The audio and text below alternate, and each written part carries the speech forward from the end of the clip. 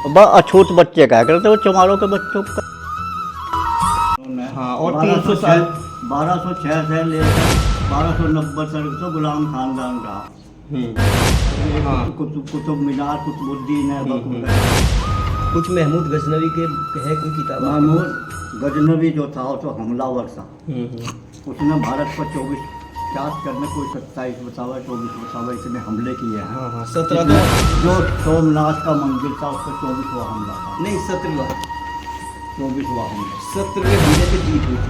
हाँ जी, 17 मतलब 16 बार हमला किया, जब 17वीं बार हमला किया उसमें जीत हो गई थी। वहाँ पर सोमनाथ के मंदिर की रक्षा के लिए राजपूत सेना थी, उसे उन्होंने भ्रमित किया। जिस वक़्त हम प्राइमरी स्कूल नागल में पढ़ने के लिए गए थे तो हमने खुद देखा अपनी आँख से कि टाट पर नीचे बैठा करने थे, टाट पे। और हमारे टीचर जो थे वो मुसलमान भी थे, हिंदू भी थे। तो ये कह कर थे कि अछूत लड़के इस टाट पर आ जाओ और वो दूसरे लड़के।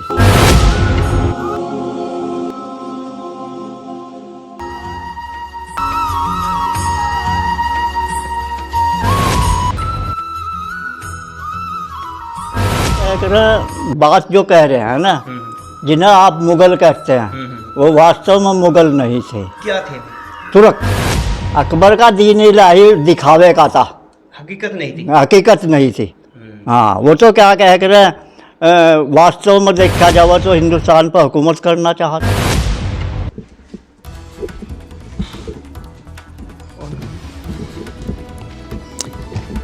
हमारे साथ एक ऐसे बुजुर्ग जुड़ गए हैं जो 1937 जिनकी डेट ऑफ बर्थ है, गांव है खजूरवाला जो ब्लॉक नागल में पड़ता है, और गवर्नमेंट से रिटायर्ड अध्यापक रहे हैं। कुछ पुरानी यादें जो 1947 को हिंदुस्तान की आज़ादी को जिन्होंने करीब से देखा है, नज़दीक से देखा है, उन अनुभवों को हम लोगों ने शेयर करने की कोशिश की है अपने दर्शकों तक। मास्टर जी अपना नाम बताओ। अमित सिंह जी, आप कौन से सन में सरकारी टीचर लगे थे और कौन से सन में रिटायर्ड हुए हैं? मैं सरकारी टीचर 1957 में। और रिटायर्ड कब हुए? और रिटायर जो है 1997 में। जी, 57 का मतलब वो 50 और 40 का दशक जो आपने देखा है, उस दौर के हालात, सिचुएशन और परिस्थितियों को बताइए। कैसे थे लोग, कैसे थे हालात, कैसे थे, नौकरियां कितने मायने रखती थी और रोज़गार कितने थे, बेरोज़गारी कितनी थी?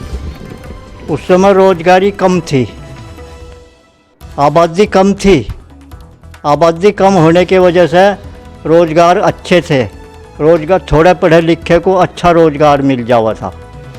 आजकल ज़्यादा पढ़े लिखे भी हैं, आबादी इतनी बढ़ चुकी है कि उन्हें रोज़गार नहीं मिलता। उस समय लोगों की सोच कैसी थी? उसमें कितने पॉजिटिव लोग थे, कितने सपोर्टिव थे, कितना समाजवाद? किस तरह से पॉजिटिव और किस तरह मतलब ये है उस समय जो लोग चीज़ों को जो सोचते थे, वो चाहे सरकार को लेके, चाहे आम आदमी को लेके, चाहे गांव के माहौल को लेके, मतलब किस तरह की एक आइडियोलॉजी थी लोगों की? सब लोग आपस में प्यार मोहब्बत से ही रहते थे, करीब करीब कोई किसी से इतना बैर भाव नहीं रखा था। आज के ज़माने में ये जो है ये बदल चुका है, ये आपस में जो है प्यार मोहब्बत नहीं रहा, क्योंकि वो दूसरे लोग जो हैं, दूसरे तबके के लोग हों या अपने तबके के लोग हों, एक दूसरे के देख कर आजकल खुश नहीं है।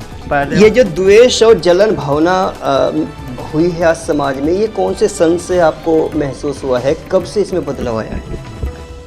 ये तो लगभग ऐसा समझो कि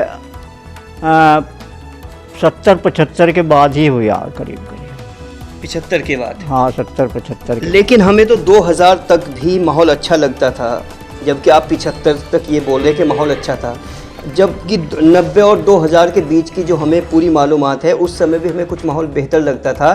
तो 90 के दशक का माहौल आपको कैसा लगता था? 90 के दशक का माहौल जो था वैसा तो अच्छा ही था, कोई ऐसी बात नहीं थी, लेकिन लोग जो थे आपस में प्यार मोहब्बत से भी रहे थे और कोई झंझट भी नहीं था आपस में। लेकिन आज के लोग जो हैं बेईमान के हो गए ज़्यादा। हाँ, बेईमानने की तरफ ज़्यादा चल पड़े हैं, वो स्वार्थी हो गया आजकल। हाँ, आजकल तो स्वार्थ जो है सबसे बड़ी चीज़ है। हाँ, एक ये स्वार्थ आप अपने नज़दीकी लोगों में भी महसूस करते हैं या दूर दराज एरिया में ही महसूस होता है? ये तो सब जगह है, स्वार्थ तो सब जगह है।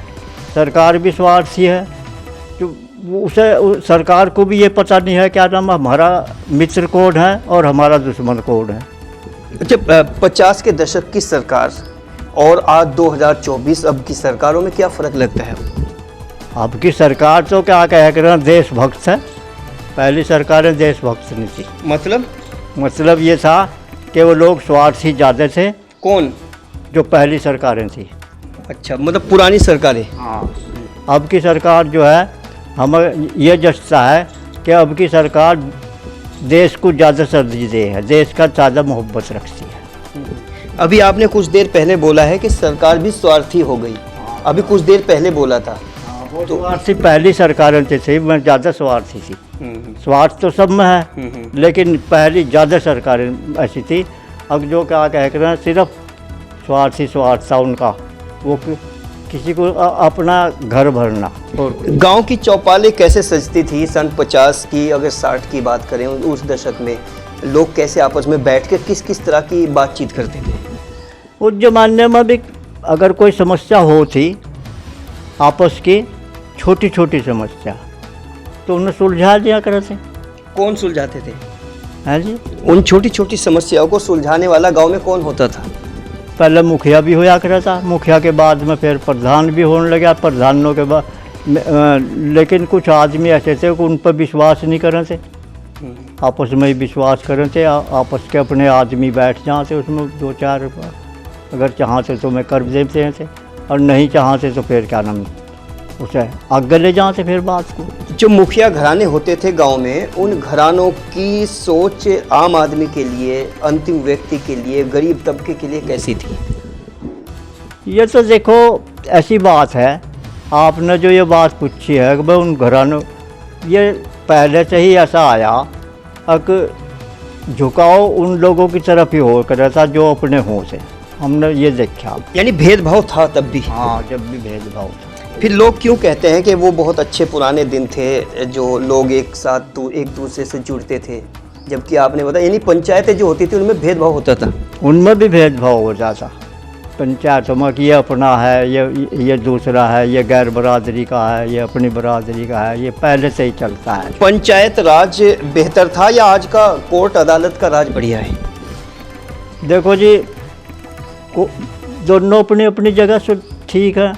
अगर मान लिया किसी के लिए अदालत में कोई जाता है तो वहाँ अगर उसका ठीक हो गया तो मुकदमा सही हो गया, या उसका कहन सुनन सही हो गया तो वो उसके लिए वो सही है, और अगर यह क्या नाम वहाँ सही नहीं हुआ तो वो अपने लिए गलत हो गया।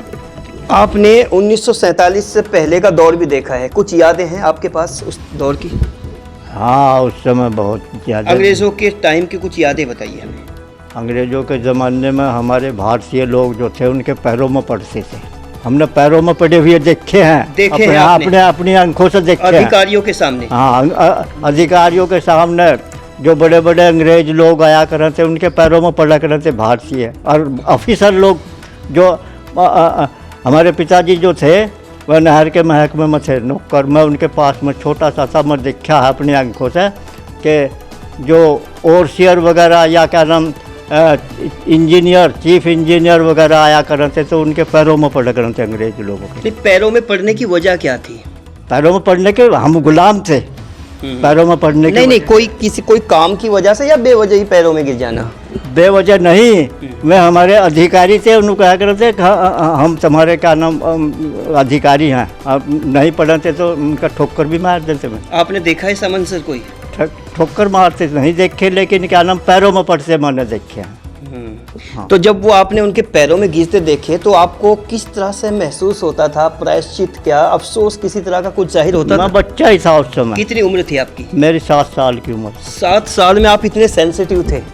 आपने महसूस किया है? तो जब आप इस तरह का माहौल देखते थे तो कुछ ना कुछ तो आप अपने पड़ोस से किसी से? पिताजी से पूछा था, भाई ये कहने लगे भाई ये बड़े आदमी हैं, अंग्रेज हैं, ये हमारे देश के मालिक हैं। मालिक हैं हमारे देश पर, उनका अधिकार था। हमारे सामने आज़ादी आई अच्छी तरीके से, हमें याद है। हाँ।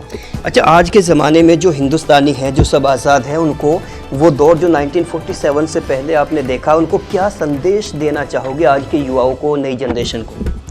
भाई आज का जो आदमी है उसे यह चाहिए कि क्या करें, अपने देश के प्रति सोचे, अपने देश की भलाई सोचे।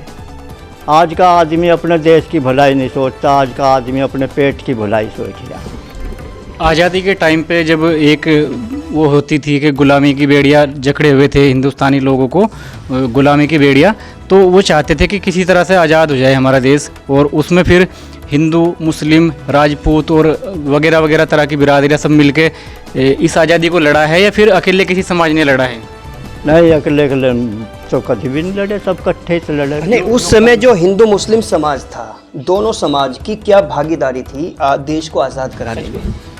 देखो, आज़ादी के लिए हिंदू समाज ने ज़्यादा योगदान किया है। मुसलमान हुआ या पिछड़ा जाति का हुआ या कोई हुआ, इनमें भी समझो, चाहे राजपूत है या ब्राह्मण है या त्यागी है, इन लोगों ने बहुत बलिदान किए हैं।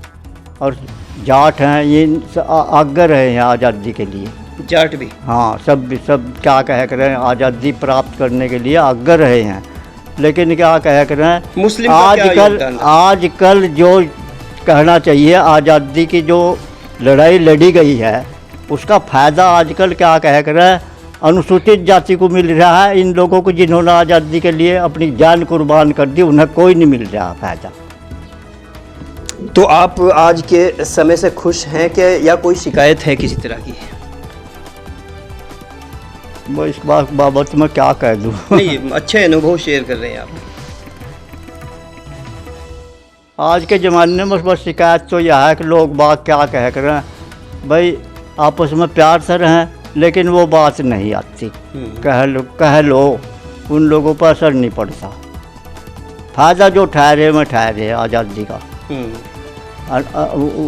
नहीं तो जिन्होंने आज़ादी के लिए अपनी जान दे दी, जो का नाम देश के लिए अब भी क्या कह कर रहे हैं, मरण लग रहे हैं या कुछ हो रहा है, उन्हें कोई नहीं, उन्हें कोई। बाबा जी, फ़ायदा उठाने वाले जो लोग थे वो तो आपके समय यानी 90 साल की उम्र हो गई, और इतने समय हो गया, मतलब वो तो मृत्यु हो गई उनके, तो लगभग सभी लोग हो गए। अब तो नई जनरेशन है, नए बच्चे हैं, तो फ़ायदा तो इनको मिल रहा है जी। पूछना चाहिए जो क्या कह कर रहे हैं, आज के युग के बच्चे हैं, इन्हें क्या कह कर रहे हैं, सबसे बड़ी चीज़ यह है कि हमारे देश में ये जो नशाखोरी है, मेरे विचार से दारू नशाखोरी कोई की चीज़ है, नशे की कोई भी चीज़ है, इस पर सरकार जो है ध्यान दे। अच्छा, एक बुजुर्ग होने के नाते और काफ़ी तजुर्बा अनुभव होने के नाते समाज को, सरकार को, आज के लोगों को एक लाइन में और क्या कहना चाहिए? एक लाइन में तो देखो जी, होना मुश्किल है इन लोगों का। क्या नाम बताया था आपने? अपना? आपने नाम क्या बताया था? कहाँ का? यशपाल सिंह है जी आपका नाम? नहीं, मेरा नाम अमी सिंह। अमी सिंह जी? अमी सिंह, अमी, AMI। और 1937 से कुछ अपने अनुभव शेयर किए हैं। हालांकि जो यहाँ पर इम्पॉर्टेंट बात निकल के ये आती है कि जब पंचायती राज हुआ करता था, जब पंचायतों में फैसले होते थे, सरपंच होते थे या मुखिया हुआ करते थे, तो अभी ताऊ जी जो बराबर में बैठे हैं, इस वीडियो के ज़रिए उन्होंने बताया है अपने इंटरव्यू के थ्रू कि कहीं ना कहीं पक्षपात तब भी था, भेदभाव तब भी था और आज भी है। और ख़ासकर उन लोगों के लिए जो ये मानते हैं कि आज कहीं ना कहीं इंसाफ की कमी है। पुराने ज़माने में इंसाफ हुआ करते थे, ये मिथक भी ताऊ जी ने तोड़ा है, ये मिथक भी इस इंटरव्यू में तोड़ा है। तो कहीं ना कहीं लोगों की ज़िंदगियाँ उठा पटक और उतार चढ़ाव में कल भी ऐसे ही चलती थी, आज भी ऐसे ही चल रही है। थोड़ी छोटी छोटी चीज़ें बदल रही है, रूप बदल रहे हैं, बस चीज़ें वही है। कोई भी आरक्षण नहीं था जी, और मतलब अब आरक्षण है, और आरक्षण में बच्चा जो है वो पढ़े, तो जब भी ऐसा है अपने आप को अनुभव ही नहीं समझो अच्छा, जैसे आजकल लोगों ने पढ़ना छोड़ दिया, स्टूडेंट ने, इसकी वजह क्या है? इसका यही कारण है। क्या कारण है? इसका कारण है आरक्षण। आरक्षण हमें पढ़ने के बाद भी हमारे भविष्य जो है वो सही नहीं है, क्या पता क्या। अच्छा, जैसे आजकल परसेंटेज की बात करते हैं लोग, अच्छी परसेंटेज हो, इस पर आपकी क्या राय है? इस पर हमारी राय यह है कि बच्चे को उसकी योग्यता के अनुसार, काबिलियत के अनुसार या योग्यता के अनुसार उसे क्या कह कर सर्विस मिले। ये नहीं उसे क्या भाई एक उसके मुकाबले में बिल्कुल ही हीन बच्चा हो और उसे मिल जाए और वो देखता रहे। अच्छा, जैसे पहले ज़माने में जो शेड्यूल कास्ट थी, ओबीसी थी, और दूसरी जो छोटी कास्ट थी, वो स्कूल में उन बिरादरियों के लिए क्या माहौल था? स्कूल के टीचर का रवैया क्या हुआ? जिस वक़्त हम प्राइमरी स्कूल नागल में पढ़ने के लिए गए थे तो हमने खुद देखा अपनी आँख से कि टाट पर नीचे बैठा करने थे, टाट पे। और हमारे टीचर जो थे वो मुसलमान भी थे, हिंदू भी थे। तो ये कह कर थे कि अछूत लड़के स्टार्ट पा जाओ और वो दूसरे लड़के स्टार्ट। स्कूल के अंदर, क्लासरूम के अंदर, क्लासरूम के अंदर टीचर्स बोलते थे इस बात को। और बच्चों का क्या रवैया था? बच्चे बैठा करते थे, अंग्रेजी जमाना था उस वक्त। दुखी होता था उस टाइम के बच्चों का। हाँ, बच्चों का क्या रिएक्शन होता था जो अछूत कहते अच्छा थे? क्या कहते हैं बेचारे बच्चे तो कुछ भी नहीं कहते। हम हमें कोई ये था कि भाई हमें कुछ पता नहीं, हम कौन से उसके हैं। अछूत बच्चे कह करते, वो चमारों के बच्चों को कहते।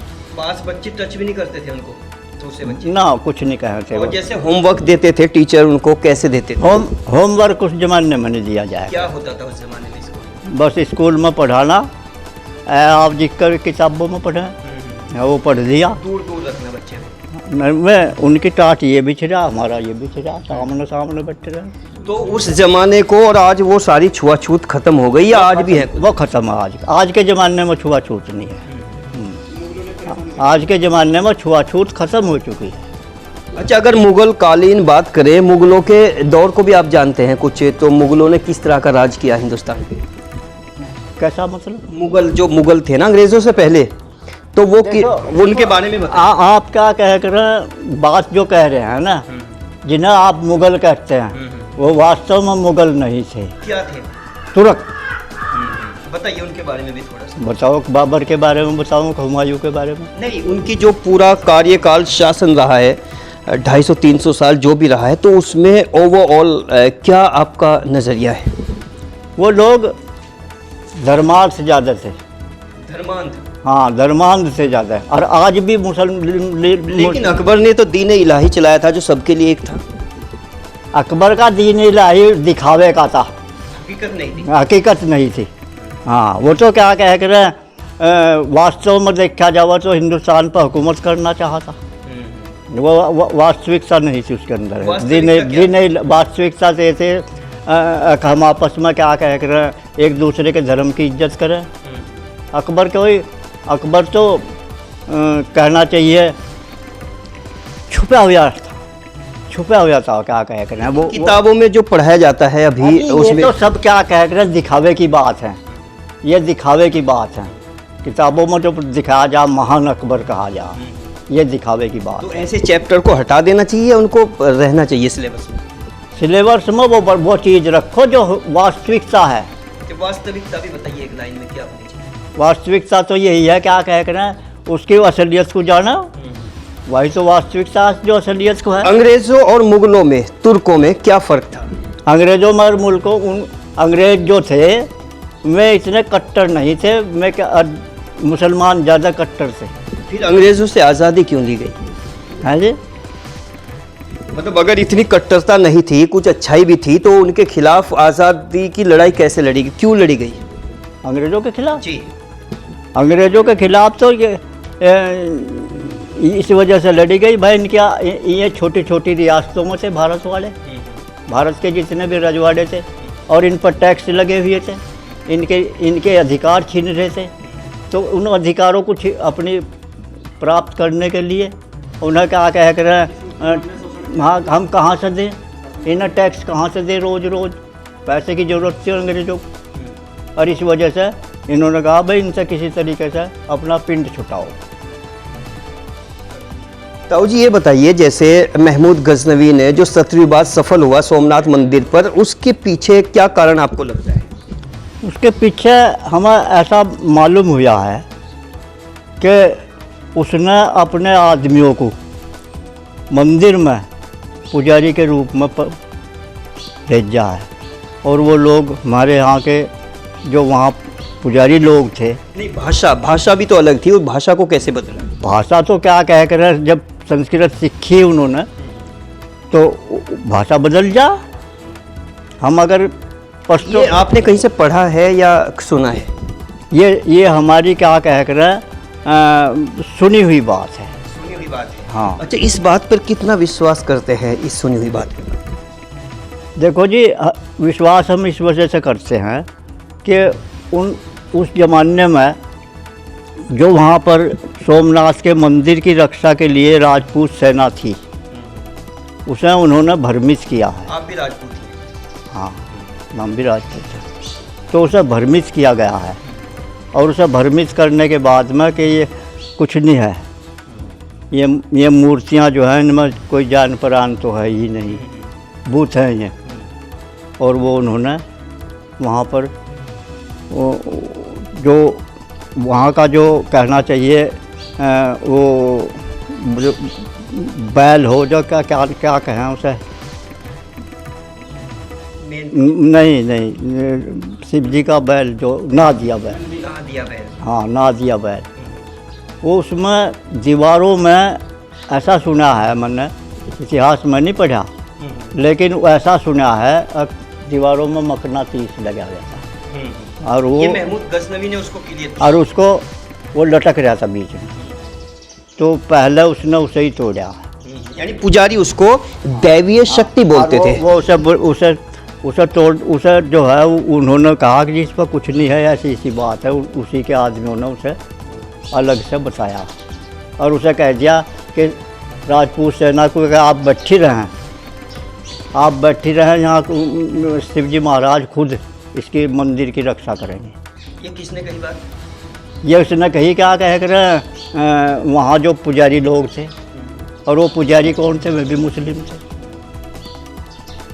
और ख़ास तौर से टिकटॉक देखने वालों, यूट्यूब देखने वालों और आज के सोशल मीडिया पर सिर्फ यकीन करने वालों, जरा हमारे उन सभी दर्शकों को जो युवा हैं, जो इतिहास के पन्नों को टटोलने की कोशिश नहीं करते, लेकिन हमारे साथ जो बुजुर्ग बैठे हैं, जिन्होंने एक बड़ा अनुभव हमारे साथ शेयर किया है, इतिहास के कुछ सच्चाइयों से भी रूबरू कराया। इस तरह की चीज़ों को देखना हर एक नई जनरेशन के लिए बड़ा इम्पॉर्टेंट है, क्योंकि इतिहास पढ़ने का समय अब किसी के पास नहीं है, लेकिन जिनके हाथों में मोबाइल है, एटलीस्ट वो इस तरह के इंटरव्यूज़ को देखें और उसमें कमेंट सेक्शन में अपनी राय ज़रूर दीजिए। वो क्या सोचते हैं, उनको क्या हकीकत नज़र आती है, क्या उनको वास्तविकता नज़र नहीं आती, इसी रिपोर्ट पर अपनी राय ज़रूर दीजिए।